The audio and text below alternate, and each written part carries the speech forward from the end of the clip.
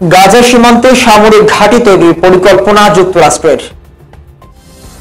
এ নিয়ে বিস্তারিত জানাতে আপনাদের সাথে আছি আমি নাইমুল হক মিয়াদ। ফিলিস্তিনের গাজা সীমানায় বড় একটি সামরিক ঘাঁটি বানানোর পরিকল্পনা করছে যুক্তরাষ্ট্র।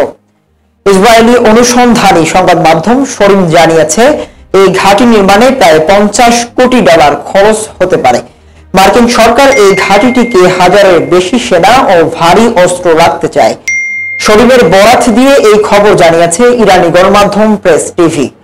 মার্কিন যুক্তরাষ্ট্রের এই ঘাঁটি বানানোর সিদ্ধান্তে মধ্যপ্রাচ্যের উদ্বেগ দেখা গেছে এবং অনেকের ধারণা ইসরায়েলকে সাহায্য করে যুক্তরাষ্ট্রের এই নতুন আগ্রাসনের ইঙ্গিত। ইসরায়েলি গণমাধ্যমটি তাদের প্রতিবেদনে জানিয়েছে, আমেরিকার তৈরি এই ঘাঁটি ওয়াশিংটনকে ইসরায়েলের সরাসরি সমন্বয় ছাড়াই কাজ করার ক্ষমতা দেবে এবং পরিস্থিতি নিজেদের মতো গঠন করার সুযোগ তৈরি করবে। গত সপ্তাহে ইসরায়েলের সেনাবাহিনীর সঙ্গে আমেরিকার একটি প্রতিনিধি দল সম্ভাব্য স্থান নিয়ে আলোচনাও করেছে। বিশ্লেষকদের মতে ইসরায়েলের গাজায় চলমান গণহত্যামূলক যুদ্ধ নিয়ে বৈশ্বিক ক্ষোভ তৈরির তীব্রতা হচ্ছে। তখন এই পরিকল্পনা প্রকাশ্যে এলো। তাদের মতে ইসরায়েল হয়তো সামরিকভাবে আন্তর্জাতিক চাপ কমাতে পারে, তবে মিত্রদের মাধ্যমে নিজেদের লক্ষ্য পূরণের চেষ্টা করছে।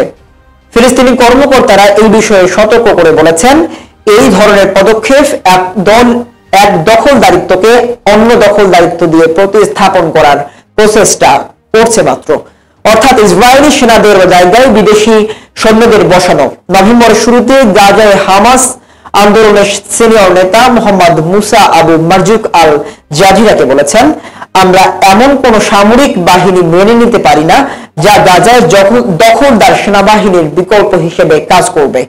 এর আগে ওয়াশিংটন জাতিসংঘ নিরাপদ পরিষদে একটি খসড়া প্রস্তাব এনেছিল, যেখানে ইন্টারন্যাশনাল স্টেবিলাইজেশন ফোর্স ISF নামে একটি আন্তর্জাতিক বাণিজ্যিক গঠনের কথা বলা হয়েছে।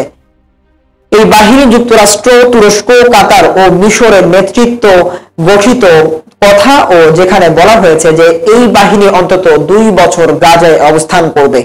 সমালোচকদের মতে পুনর্গঠন ও নিরাপত্তা সহ অজুহাতে মূলত গাজাকে অস্ত্রহীন করা ও প্রতিরোধ আন্দোলনের কাঠামো ভেঙে ফেলার লক্ষ্যই এই পদক্ষেপ।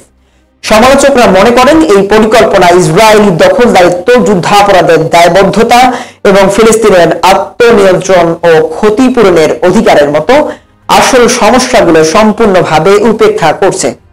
এর মানেই নতুন করে মার্কিন ঘাঁটি বানানোর খবর আসায় উদ্বেগ আরো বেড়েছে। দর্শক, এই ছিল এখনকার মতো সর্বশেষ, সাথেই থাকুন।